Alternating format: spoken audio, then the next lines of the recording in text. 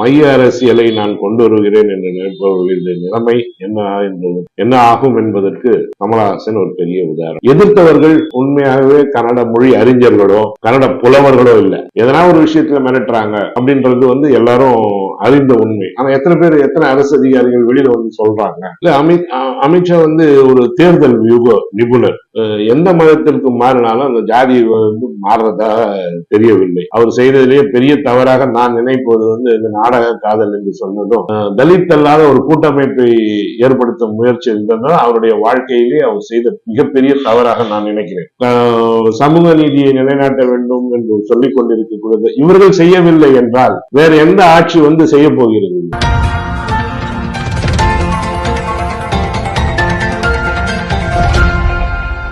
இனிய தமிழ் வணக்கம் சார். வணக்கம். தமிழக அரசியலில் இன்றைய பல்வேறு சூழல்கள் குறித்து உங்களுடைய கருத்துக்களை பகிர்ந்து கொள்கிறோம். திமுகவை எதிர்த்து கட்சி துவங்கியிருந்தார் கமலஹாசன். இன்று திமுகவிலேயே மாநிலங்களவை வாங்கி கொண்டு கிட்டத்தட்ட செட்டில் ஆயிட்டாருன்னு சொல்லுது. இது அவருடைய அரசியல் எதிர்காலத்திற்கு பயன்படுமா? இந்த விஷயத்தை எப்படி பாக்குறீங்க? அதாவது அரசியல் என்பது அவ்வளவு சாதாரணமா நினைச்சுக்கிறாங்க. அரசியல்ல நுழைவது என்பது அவர்களுக்கு இருக்கக்கூடிய புகழை வைத்துக் கொண்டு திரையுலக புகழை வைத்துக் கொண்டு அரசியலில் சாதிக்கலாம் என்று நினைத்து வருகிறார்கள்.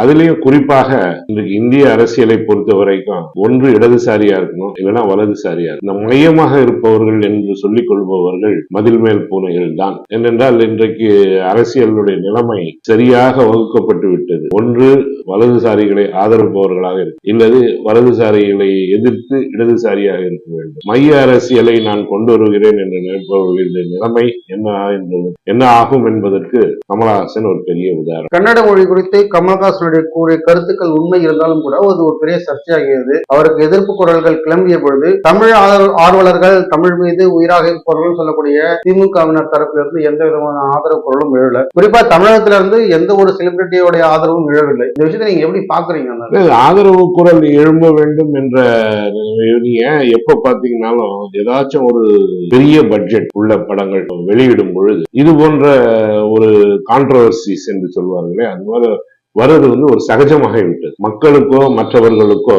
இது ஒரு பெரிய விஷயமாக தெரியவில்லை. ஏனென்று சொன்னால் நன்றாக படம் பெரிய படமாக இருந்தாலும், பெரிய பட்ஜெட் படமாக இருந்தாலும், சாதாரண படமாக சிறந்த கருத்துக்கள், மக்கள் ரசிக்கக்கூடிய கருத்துக்கள், மக்களை உணர்ச்சிகளை தூண்டக்கூடிய கருத்துக்கள் இருந்தால் அந்த படம் நிச்சயமாக வெற்றி பெறும்.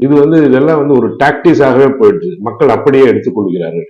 அந்த கருத்துக்கள் என்னவாக இருந்தாலும் புதிய படம் இதே இப்ப இந்த கருத்தை படம் ரிலீஸ் ஆயிட்ட பிறகு சொல்லி இருந்தாருனாக்கா அதனுடைய விளைவுகள் எப்படி இருந்திருக்கும்? இல்ல அதுக்கு படம் வர்றதுக்கு ஒரு நிறைய நாட்களுக்கு தொன்மையான மொழி என்று